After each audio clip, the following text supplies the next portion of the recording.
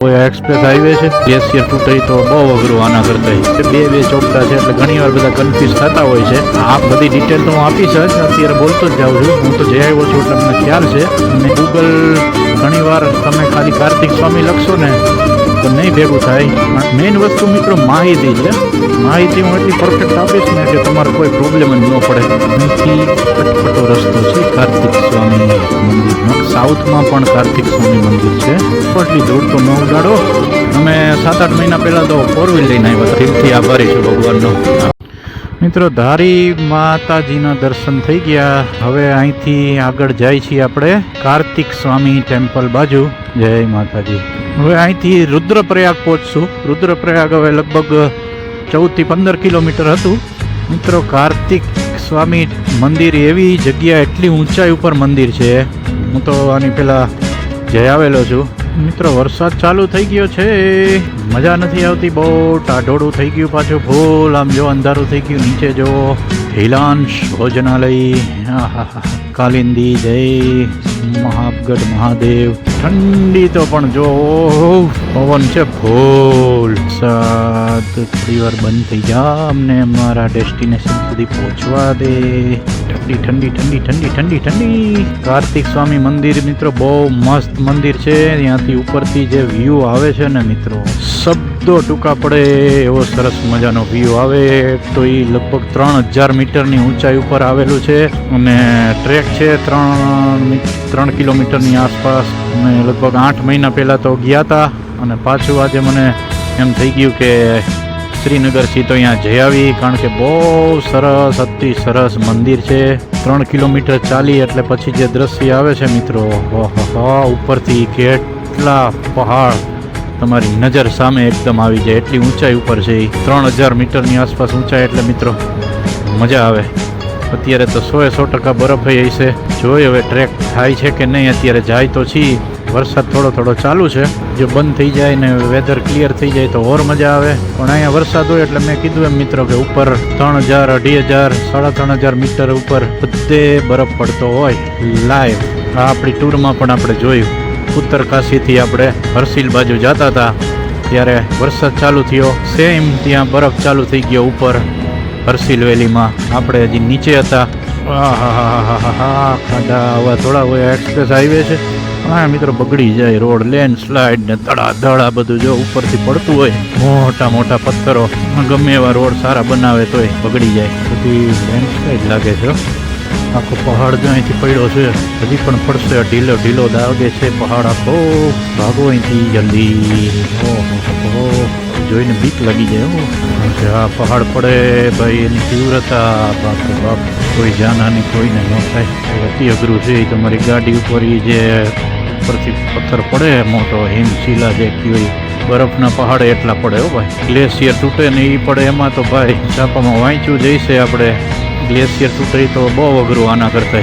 કીધો નખરું પાણી કરી નાખે. કેટલા ફૂટનો મોટો ગ્લેશિયર હોય. ગરમી વધે એટલે ગ્લેશિયર તૂટવાનું. સીધી વાત. કામ હાલે છે હાઇડ્રો પ્રોજેક્ટ ને રેલ પ્રોજેક્ટ ને કંઈક ટાઈપના બધા રોડ રસ્તા અને પહાડ ને આખો આમ વચ્ચેથી ટનલ બનાવે. આ પહાડ આખો તોડીને તો બધું એ શું થાય મિત્રો, સ્ટ્રેન્થ પહાડની ઘટી જાય તાકાત. પછી તો પહાડ જરાક આમ તો વરસાદ હરખો જામે એટલે પડવાનો જ છે. પછી એમાં ઝાડવા હોય, ઝાડવા આખો હલાવે. ચોમાસામાં શું ગમે ત્યારે રિસ્કી જોઈએ આ પહાડોમાં ફરવું. એ પણ ભગવાન બચાવે.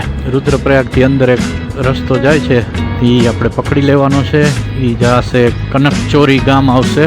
અને અહીંયાથી ચોપટા 2 છે પાછા મિત્રો. ચોપટા તો બધાને ખ્યાલ હશે. વાત નીકળી છે તો કહી દઉં. અહીંયા પણ ચોપટા આવશે, પણ ચોપટા ઉખીમઠ થઈને જવાય. ટુંગનાથ વાળું ચોપટા નહીં. આ ચોપટા બીજું છે. બે ચોપટા છે એટલે ઘણી વાર બધા કન્ફ્યુઝ થતા હોય છે. આપણે ધારી દેવીથી રુદ્રપ્રયાગ જવાનું. અને રુદ્રપ્રયાગથી જો તમારે કાર્તિક સ્વામી મંદિરના દર્શન કરવા જવું હોય તો રુદ્રપ્રયાગથી તમારે જવાનું કનકચોરી લખવાનું મેપમાં. બધી ડિટેલ તો હું આપીશ જ, અત્યારે બોલતો જ જાઉં છું. હું તો જઈ આવ્યો છું એટલે મને ખ્યાલ છે. અને ત્યાંય ઉપરથી 2-3 રસ્તા જાય છે એટલે ખાસ ધ્યાન રાખવાનું. નકર પાછા બીજે રૂટે ચડી જાઓ. ગૂગલ ઘણી વાર તમે ખાલી કાર્તિક સ્વામી લખશો ને તો નહીં ભેગું થાય, કારણ કે ગૂગલ 2-3 રસ્તા દેખાડી દે. ને અહીંયા કાર્તિક સ્વામી મંદિરે 2-3 દેખાડશે તમને મેપમાં, જોજો. પણ આપણે કનકચોરી ગામ આવે ને ત્યાંથી કાર્તિક સ્વામી મંદિરની ટ્રેક ચાલુ થાય છે. એટલે અત્યારે આ વિડીયોમાં હું કમ્પ્લીટ ડિટેલ આપતો જ જાઉં છું. મેઇન વસ્તુ મિત્રો માહિતી છે. માહિતી હું એટલી પરફેક્ટ આપીશ ને કે તમારે કોઈ પ્રોબ્લેમ જ ન પડે. વિડીયો જોઈ લ્યો અને નોટપેડ લઈને બેસીને લખી લ્યો તો વધારે સારું. કાં નકર જ્યારે જવું હોય ત્યારે સર્ચ કરવાનું મારી યુટ્યુબ ચેનલ ઉપર કે ભાઈ કાર્તિક સ્વામી મંદિર એટલે સીધો વિડીયો આવી જાય. કારણ કે અત્યારે તમે વિડીયો જોવો તો પછી ભવિષ્યમાં જ્યારે જાઓ ત્યારે એ તો બધું યાદ રહે નહીં એટલું. એટલે ત્યારે પણ એક વિડીયો જોઈ લેવો. રુદ્રપ્રયાગ આવી ગયું લાગે છે. ગોરીકુંડ ગુપ્તકાશી. તો આ રોડ અંદર જાય. આપણે ઉપર જવાનું છે કાર્તિક સ્વામી ટેમ્પલ માટે. આ ગુપ્તકાશી, ગોરીકુંડ, કેદારનાથ આ રોડ જાય. આપણે આ રોડે નથી જવાનું, આપણે ઉપર જવાનું છે અહીંયા. ચાલો આ રુદ્રપ્રયાગ પહોંચી ગયા આપણે. ગામની પાછળથી ઉપર એક રસ્તો જાય છે. અમે 7-8 મહિના પહેલાં જે ટ્રેક કરી હતી કાર્તિક સ્વામી મંદિરની, પાછો ઈશ્વરે મોકો આપ્યો છે. પાછા જાય છે. IBX આર્મીના જવાનોની કેન્ટીન. આ છે રુદ્રપ્રયાગ ગામ. અહીંથી અટપટો રસ્તો છે કાર્તિક સ્વામી મંદિરનો. મિત્રો કાર્તિક સ્વામી એટલે ગણેશજીના ભાઈ કાર્તિકેય જે કહે. સાઉથમાં પણ કાર્તિક સ્વામી મંદિર છે અને આપણે અહીંયા પણ છે ઉત્તરાખંડમાં. સાઉથમાં તો આપણે ગયા નથી. અહીંયા તો હું 2-4 વાર જઈ આવ્યો છું. હમણાં 8 મહિના પહેલાં ગયો તો હું. બહુ મને ગમ્યું, અતિ ગમ્યું મંદિર. આ છે રુદ્રપ્રયાગની બજાર, યાત્રી વિશ્રામ ગૃહ. મોટી બજાર છે ભાઈ રુદ્રપ્રયાગની તો. હવે મિત્રો રસ્તો ચેન્જ. તિલવાડા, કુંડ, કેદારનાથ, આપણા પુલ તરફ આ કાર્તિક સ્વામી મંદિર.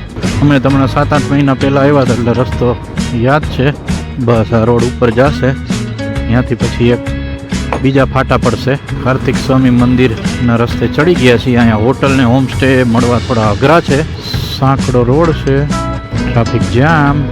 ઓહો, આટલી ધૂળ તો ન ઉડાડો. ધૂળ કરી મૂકી. મસ્ત રૂટ છે મિત્રો. જો નાના ગામડા આવશે સરસ મજાનો. આખો રોડ બહુ મસ્ત છે મિત્રો. અમે 7-8 મહિના પહેલાં તો 4 વ્હીલ લઈને આવ્યા હતા 3 મિત્રો. બહુ મજા આવી હતી. હિમાચલે ફર્યા, ઉત્તરાખંડે ફર્યા, બહુ એન્જોય કરી હતી. આ વખતે ફરી પાછો મોકો મળ્યો છે. આ વખતે હું ને કલ્પેશ છીએ. કલ્પેશ સુરતથી, હું રાજકોટથી. આપનો દોસ્ત વિશાલ. આવા રોડ તો મને બહુ ગમે. શાંત એકદમ, કોઈ ન હોય, ઓનલી નેચર, એડવેન્ચર.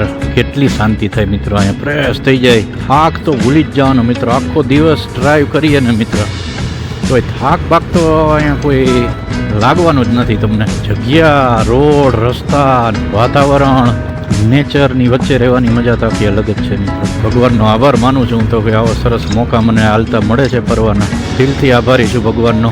આવો મસ્ત મજાનો રસ્તો છે કાર્તિક સ્વામી મંદિર તરફ આપણને લઈ જાય છે.